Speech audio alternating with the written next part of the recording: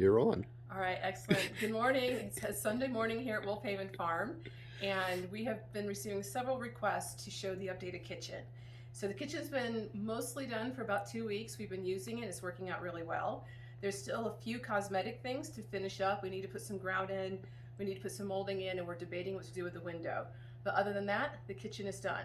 So I'm going to take you back in memory for just a moment to remind you what the old kitchen looked like, and we'll also put a picture on the website again. But the old kitchen had hardwood floors, it had pine walls, had log walls, it had a log ceiling, it had pine cabinets that ran the length of the back wall, top and bottom, and down both sides, top and bottom, so it was set up as a U.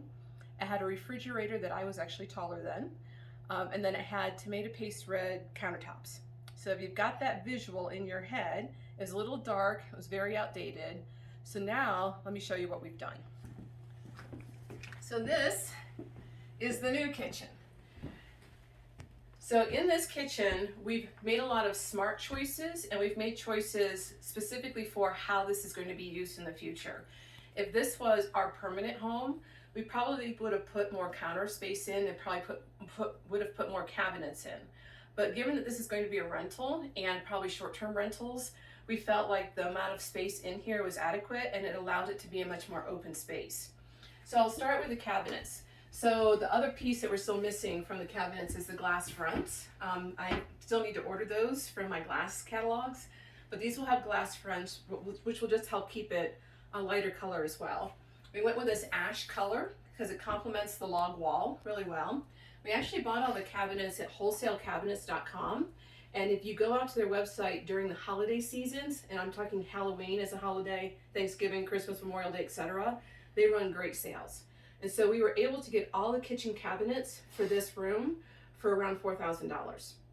So it's a good price considering the number of cabinets, and they're good quality cabinets. We then went to Home Depot and bought this countertop. This is a laminate countertop. We were able to just buy 2 pieces and cut the pieces to fit as what we needed it to be. So for I think $200, we have a really nice countertop. Same with the sink. We decided to go with a single basin sink and stainless steel. It's a little deeper, so you can put dishes in it. And we went with the gooseneck with the extension on it because we know that's really handy when you're washing out dishes or you're trying to fill up pots. That really makes it nice. The other feature that Mike added into this is the original did have a garbage disposal in it, but it was a switch that was underneath the cabinet. So instead, Mike put a switch here. So right here on top of the sink, there is a switch to run the garbage disposal. So it's really handy, and you don't need to go into the cabinet in order to do that. In addition to the sink as an appliance, you'll see that we've got stainless steel appliances throughout the kitchen. And you might be thinking, for a rental, why did we spend the money on stainless steel? Well, in reality, these were extremely inexpensive for us to buy because Mike is great at shopping on Facebook Marketplace. And so the microwave was an open box at Best Buy, an older model, so they were trying to get rid of it. So we got that for a little nothing. This stove was a Facebook Marketplace find. Chris, who actually used to live here in Williams and just moved down to Cottonwood, was remodeling the house she was moving into, and this stove didn't work for what she wanted. And so we picked this up for a couple $100 on Marketplace. This dishwasher, which if anybody right now is trying to buy a dishwasher, you know how difficult it is to buy a dishwasher. They're very expensive, they're back ordered by 6 to 8 weeks, it's very difficult to do it. So we had gone to Lowe's and had found one online, had ordered it, and were headed down to Prescott Lowe's to pick it up. And it was the day after Thanksgiving. And we walked in and they had this as an open box out on the floor. It had some damage to it, which Mike has repaired. The handle was broken. There's a dent in the side, but he was able to fix all of that. This is actually a $1,000 dishwasher that we bought for $300. And if anybody is looking for an extremely quiet, very well built dishwasher, I highly recommend this KitchenAid. When this is running, you can't hear it at all. You can be standing next to it and you can't hear it. And what's nice about it is it has the full stainless steel inside, and it has the third rack. And you can put your silverware right here in the third rack. So you've got plenty of space also in this dishwasher. So I'm a little jealous that this is going to be here, not in my house when our house gets done, but I know exactly what I'm going to buy for a dishwasher when we do build our house. And it is a low water use. Also, Very Dishwasher. important. So it's low water use as well. So also really important for us because we do still haul water out to our cabinet. So this is also a Facebook Marketplace find. We bought this dishwasher from a family in Williams. Refrigerator from a family in Williams. They were also doing remodeling. So when other people are remodeling, it's a great opportunity to pick up some of these appliances for a low cost. And so we picked this up for a couple $100s as well. And so while we have 4 stainless steel appliances in this kitchen, in total, we didn't pay $1,000 for them. So that was a really good buy, and it's worth putting them in because they look really high end, and we know that they'll be easy to maintain in the cabin. So you can see over here, we have the backsplash. So this is kind of a little bit of a rough stone kind of look, but we wanted that to be able to, again, accent against the wood. So you can see this room really does not have a lot of the original cabin showing, and that was intentional in this room. We really wanted to change the styling of this. So we only left the outside wall exposed, which really you're not going to see a whole lot of, because once Mike gets the molding put around the window frame, you're not going to actually see a lot of the logs. But we did that intentionally for this room because the main living room behind us will still have all of these exposed logs in it. So that will really look traditional log cabin. But for the kitchen, we wanted it to look more modern. Some of the other things that we did in this kitchen is we spent a lot of time sealing it up. So the previous owners did have challenges with rodents in this kitchen. We understood that once we started tearing things apart. There were several places that they could come in through the cracks in the walls. There's spacers in between the window joints that they can come in that we still need to fill. Against this back wall, there were corners where they could easily come in. So we did spend a lot of time with that spray foam stuff. I can't think of what it's called right now. Quick Shot spray foam, just filling in crevices everywhere, both to seal it from a cold perspective, but also to seal it from a rodent perspective. So we have not seen any evidence of any rodents since we have redone the kitchen, which is great.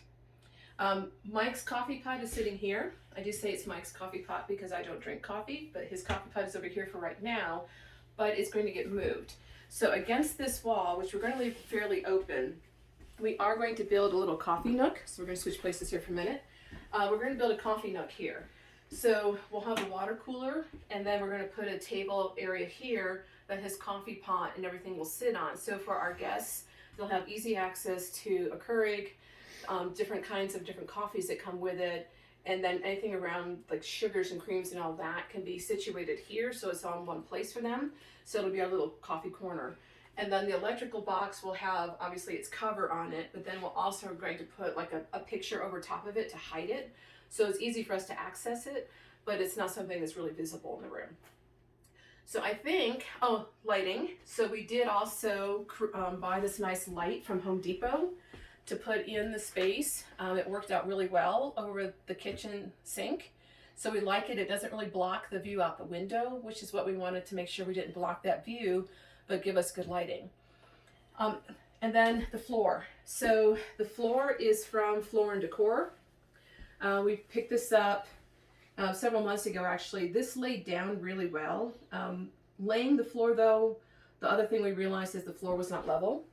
And so we did have to do quite a bit of building up the floor against this inside wall in order to level it. I think I've said this before on another video, but this wall color is called Supernova. It is from Home Depot. It's Behr paint. I always buy the top end of the Behr paint because it has the primer built in and it's washable. And again, in a space like this, especially a kitchen, it's nice just to be able to wipe this down. And then the ceiling paint is called Etched White. Now, if you're looking at our drywalling job, Mike and I have discovered that we're really not the best at doing drywall work. So we do have some work still to do to fix our drywall work. It was enough of a challenge trying to get the ceiling in, which Mike will explain to you in a minute. So don't judge us on the drywall work. We're still going to fix that, but we wanted to get it in and get the kitchen in, and that's something we can go back and cosmetically fix. So Mike's going to join you in a minute and talk through the construction side of this. So Mary got us started. I think we're off to a good start. I'm going to go back in time. It's a song, I know. So when we first started demoing everything in the kitchen, all the wood walls, ripped it all out. We actually had friends of ours that took the cabinets off of our hands. Tina and Jerry, thank Tina you. and Jerry, who saved our lives by giving us a microwave to use to heat up our food while we were in no kitchen basically. And they used the cabinets in their garage and they look fabulous. So great job, Tina and Jerry. Yes. So that was a busy day because we were getting rid of everything we could that came out of the kitchen so we could continue with our stuff. So once we ripped out this wall, we found one 20 amp breaker running one line of plugs all along this wall. Then there was another 20 amp 110 breaker that went along this wall and went to the stove. Right. I don't know if you know that most stoves nowadays are no longer 110 voltage, they are now 220 voltage. So replacing the wires that the rads had eaten through, we created two new wires. So we have the 120 amp breaker runs to the different plugs around the kitchen, added GFIs because in 1982 they didn't have GFIs, so we put in GFI plugs so that everything will click off if there's some kind of shortage. The other 20 amp breaker, the other 110 line that was a 20 amp breaker, we ran straight to the microwave. So it's on a designated line, which it has to be. Cabin didn't have a microwave before, so we had to put that in. Then we had to add a 220 line for the stove. So there's another wire that we ran in for the stove. That was all of the electrical? Oh no, oh yes, we had to. So I don't, and if you look at the pictures, look real closely at the lighting in the kitchen. There used to be one light with a single 60-watt bulb here, and then another light over the sink that had another 60-watt bulb in it. Believe me, the kitchen was very dark, even with the lights on. So Mary and I decided we need more light.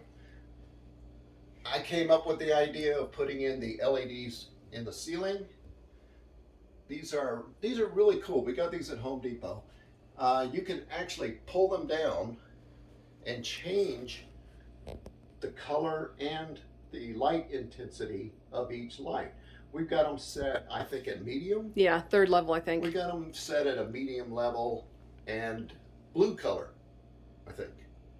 Yeah, because there's soft light, bright light. There's a series of different ones that you can choose from. We set all four of these lights, and there are four of them up there. Had to do a little wiring to add in the extra lights, but it lights the kitchen up very nicely at night.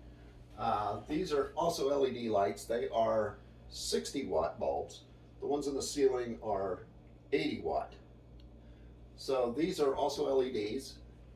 They give a nice soft light at night, plus they light up the sink area. We had to run a line. We had to replace a line. There was already a line there, but unfortunately the mice had chewed through that line too.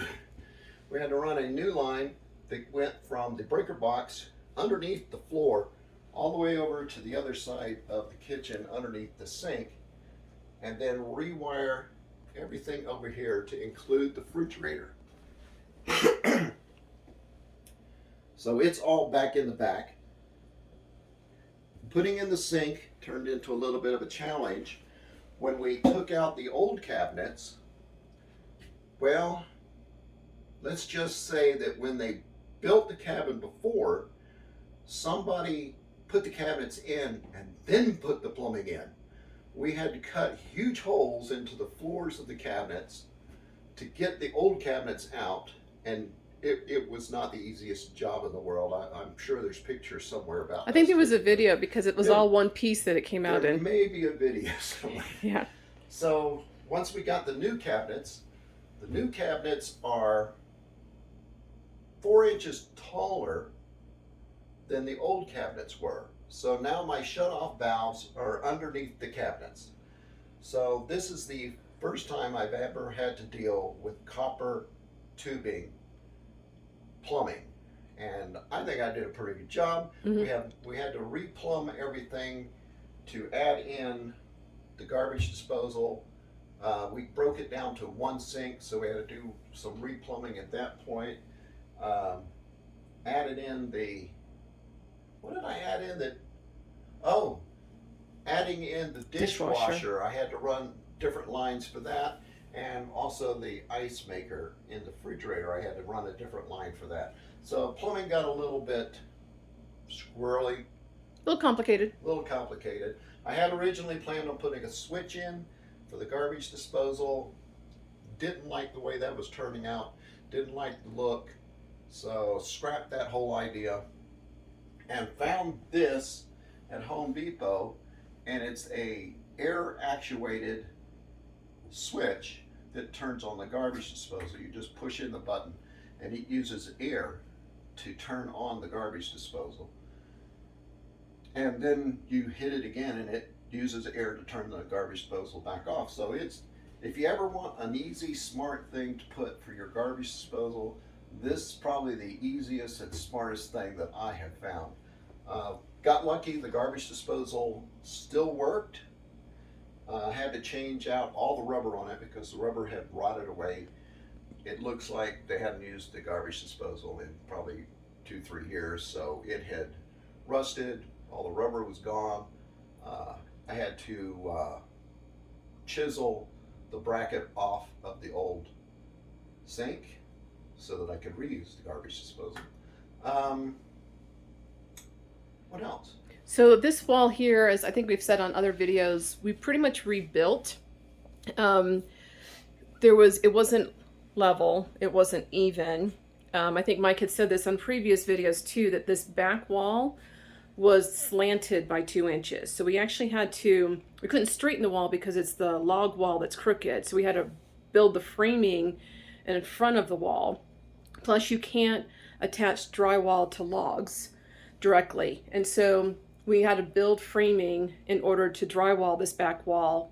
And that took a little bit of time to do and to figure out and to make sure it was all level. Plus, we had not counted on having to do that when we did the original measurements for the kitchen.